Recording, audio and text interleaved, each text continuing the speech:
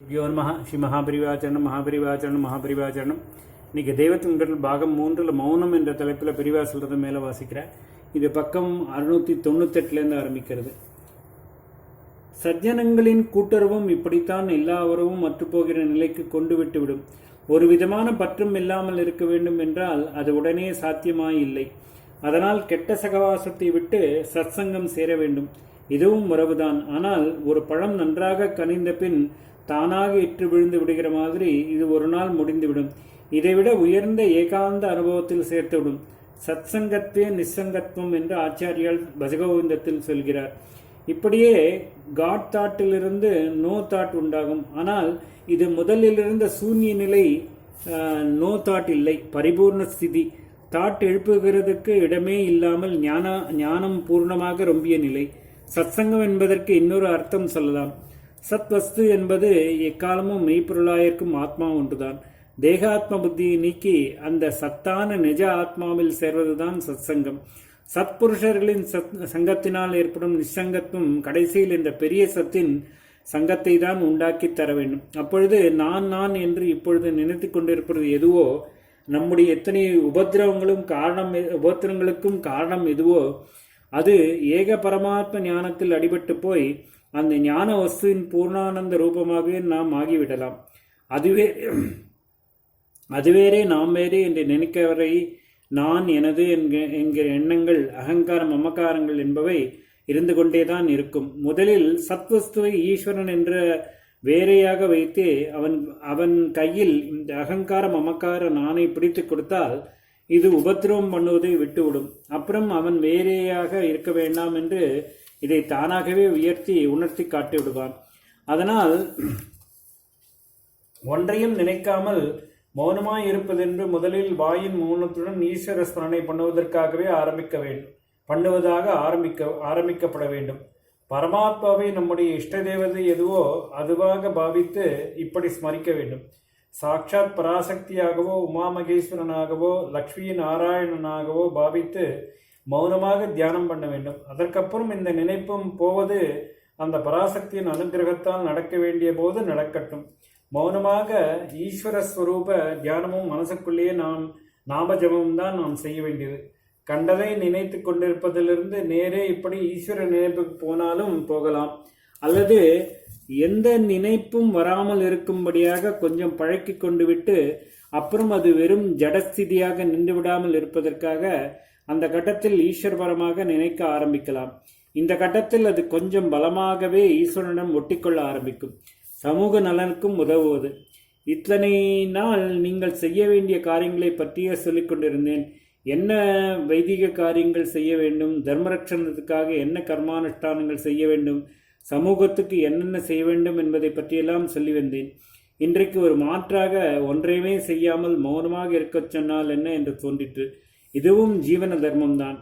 காரியங்களால் உண்டாகிற நன்மைகளை விட இதுதான் பெரிய நன்மை. ஆத்மசாந்தி இதிலே தானே கிடைக்கிறது. சமூகத்துக்கும் இது பெரிய உபகாரம்தான். கெட்டதை பேசியும் பண்ணியும் சமூகத்தை கெடுக்காமல் இருக்கவும் என்பதால் மட்டுமில்லை, இம்மாதிரி இந்திரியத்தை கட்டுப்படுத்துவதால் உண்டாகிற ஆத்மசக்தி தான் சமூகத்துக்கு மிகப்பெரிய க்ஷேமத்தை உண்டாக்குவது. அதனால் மக்களின் வாழ்க்கை முறையில் மௌனமாக ஒரு காரியமும் இல்லாமல் அன்றன்று கொஞ்சம் நாழி அரை மணியாவது உட்கார்ந்திருப்பதையும் சேர்த்து கொள்ள சொல்ல வேண்டும் என்று தோன்றியது. மௌன பிரார்த்தனை. இன்றைக்கு இதை விஷயமாக எடுத்துக்கொள்ள அரசாங்கத்தாருடைய ஒரு அபிப்பிராயம்தான் ப்ராவகேஷனாக, அதாவது தூண்டுதலாக இருந்தது. சமீப காலமாக பள்ளிக்கூடம் ஆரம்பிக்கும் போது மாணவர்களுக்கு பிரேயர் இருக்க வேண்டுமா வேண்டாமா என்பதில் 2 வித கருத்துக்கள் இருந்து வந்திருக்கின்றன. தலைவர்களில் சில பேர் தெய்வ பக்தி உள்ளவர்களாகவும் சில பேர் அப்படி இல்லாதவர்களாகவும் இருக்கிறார்கள். அதனால்தான் அபிப்பிராய பேதம். அப்புறம் தெய்வ பக்தி இல்லாதவர்களும் ஸ்கூல் ஆரம்பத்தில் பிரேயர் என்பது நீண்டகால வழக்கமாக இருந்து வந்து விட்டதே, இதை எடுத்துவிட்டால் நாம் ரொம்ப பேரின் அதிருப்திக்கு பாத்திரமாக வேண்டி வருமே என்பதால் பிரேயர் இருந்தால் இருந்து விட்டு போகட்டும், இஷ்டப்பட்ட பசங்கள் பண்ணட்டும், இஷ்டமில்லாதவர்களுக்கு கட்டாயமாக்க வேண்டாம் என்று சொல்ல ஆரம்பித்தார்கள். ஆனால் இதோடு பிரச்சனை தீர்ந்து விடவில்லை. பிரேயர் என்றால் எதை வைப்பது? இதுவோ மதசார்பில்லாத செக்யூலர் அரசாங்கம்.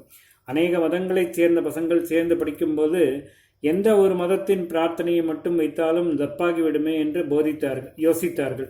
முடிவாக இப்பொழுது பசங்கள் எல்லோரும் பாடங்கள் ஆரம்பிப்பதற்கு முன்னால் 2 நிமிஷமோ 3 நிமிஷமோ மௌனமாக பிரார்த்தனை பண்ணிக்கொள்ளட்டும் என்று தீர்மானம் பண்ணியிருக்கிறார்கள். சின்ன குழந்தைகளுக்கே இப்படி மௌனத்தை அவர்கள் சொல்வதால் நாமும் தான் பெரிய குழந்தைகளுக்கும் மௌனத்தை பற்றி சொல்லலாமே என்று தோன்றிற்று. அவர்கள் மட்டும்தான் மாணவர்களா என்ன? நீங்கள், நான் எல்லோரும் மாணவர்கள்தான். லோகம் என்கிற இந்த பெரிய ஸ்கூலில் வாழ்நாள் பூராவும் விஷயங்களை தெரிந்து கொள்ள வேண்டிய வித்தியார்த்திகளாகத்தான் நாம் எல்லோரும் இருக்கிறோம்.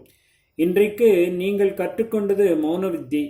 மௌனம் என்பது ஞான வரம்பு என்று பிரம்ம வித்யாவே அதை சொல்லியிருக்கிறது. ஜென்மா எடுத்ததற்கு இந்த ஜென்மாவில் நாம் என்னென்ன செய்ய வேண்டும் என்று தெரிந்து கொள்ள வேண்டியது எவ்வளவு அவசியமோ அவ்வளவு அவசியம் ஒன்றுமே செய்யாமல், பேசாமல், நினைக்காமல் இருக்க வேண்டும் என்று தெரிந்து கொள்வதும் ஆகும். மனசு போகிறபடியெல்லாம் நினைப்பது, வாயில் வந்தபடியெல்லாம் பேசுவது என்றால் பிற்பாடு ஜென்மாவின் பலனையே அடையவில்லை என்று துக்கப்படும்படியாகும். அதனால்தான் மனசை அடக்கி மௌனமாய் இருக்க வேண்டும் என்று தெரிந்து கொள்வதே. அப்படி செய்வதும் அப்புறம் இருக்கட்டும், உங்களுக்கு ஒரு வித்யாலாபம் என்று நினைத்து சொன்னேன். நான் கற்ற பாடம். மெட்ராஸ்க்கு வந்ததில் நானும் ஒரு பாடம் கற்றுக்கொண்டேன். மௌனத்தால் கிடைக்கிற சாந்த சௌக்கியம் சாஸ்வதமாக நிலைத்து நிற்பது. அதாவது எத்தனை கஷ்டத்துக்கு நடுவிலும் கஷ்டம் தெரியாமல் ஆனந்தமாக இருக்கும்படி பண்ணுவது என்று சொல்கிறார்கள். கஷ்டமே இல்லாமல் இருக்க வேண்டுமென்றால் முடியாது. கஷ்டம் இருக்கத்தான் வேண்டும். அப்பொழுதுதான் கர்மா கழியும். ஆனாலும் அது கஷ்டமாக தெரியக்கூடாது. ஒரே ஒரு ஐட்டத்திலாவது இதை நான் தெரிந்து கொண்டதற்கு மெட்ராஸ் வாசம் சகாயம் பண்ணியிருக்கிறது. இங்கே பூஜை பார்க்க வேண்டும் என்பதற்காக நீங்களெல்லாம் பக்தியோடு கும்பலில் நெறிந்து கஷ்டப்படுத்தி கொண்டு மணிக்கணக்காக காத்து கொண்டிருக்கிறீர்கள். பூஜை பார்க்கிற போது இத்தனை கஷ்டமும் மறந்து உற்சாகம் உண்டாகி விடுகிறது. அந்த உணர்ச்சி வேகத்தில் அவரவரும் பாட்டு, பாராயணம், பஜனை என்று ஆனந்தமாக ஆரம்பித்து விடுகிறீர்கள். மற்றவர்களுக்கும் இது நல்லதுதானே என்ற நல்லெண்ணத்தில் தான் இப்படி செய்கிறீர்கள். ஆனால் இதனாலேயே ரொம்பவும் சப்தமும் டிஸ்ட்ராக்ஷனும் கவனச்சிதறலும் ஏற்பட்டு விடுகிறது என்று சில பேருக்கு தோன்றவே சைலன்ஸ் ப்ளீஸ் என்ற அட்டைகளை எழுதி மாட்ட ஆரம்பித்தார்கள். நான் அவற்றை கழட்டி விடச் சொன்னேன். ஏன், இப்பொழுதுதான் நமக்கு ஒரு பாடம் படித்து பாஸ் பண்ண சந்தர்ப்பம் வந்திருக்கிறது. இத்தனை சப்தத்துக்கு நடுவில் அதை கவனிக்காமல் நாம் பூஜை பண்ண முடிகிறதா என்ற டெஸ்ட் வந்திருக்கிறது. இதை நழுவ விடக்கூடாது என்று நினைத்துத்தான் கழட்டச் சொன்னேன். ஈஸ்வரானுகிரகத்தில் இப்பொழுது எத்தனை சப்தம் இருந்தாலும் நான் பாட்டுக்கு பூஜையை பண்ணி கொண்டிருக்க பழகிவிட்டேன். அதனால் இந்த மௌனத்தை பற்றி பேசினது எனக்கு சௌகரியமாக, பூஜையின் போது நீங்கள் பேசாமல் இருக்கும்படி பண்ண வேண்டும் என்ற உத்தேசத்தில் அல்ல.